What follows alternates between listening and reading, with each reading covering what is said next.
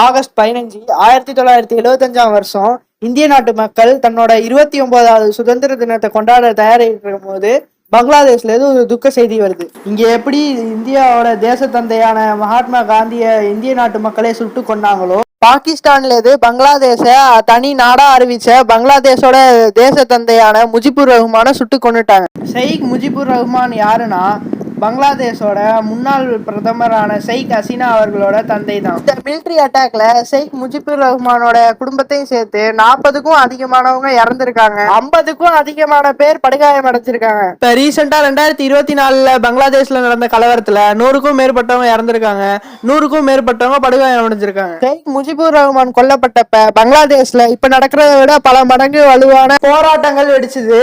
இந்த கலவரம் வெடித்த உடனே அப்போதைய வணிகத்துறை அமைச்சரா இருந்த கொண்டக்கர் முஸ்தக் அகமதுன்றவர் இன்டரிம் கவர்மெண்ட், அதாவது இடைக்கால அரசோட தலைவரா ஆயிட்டாரு.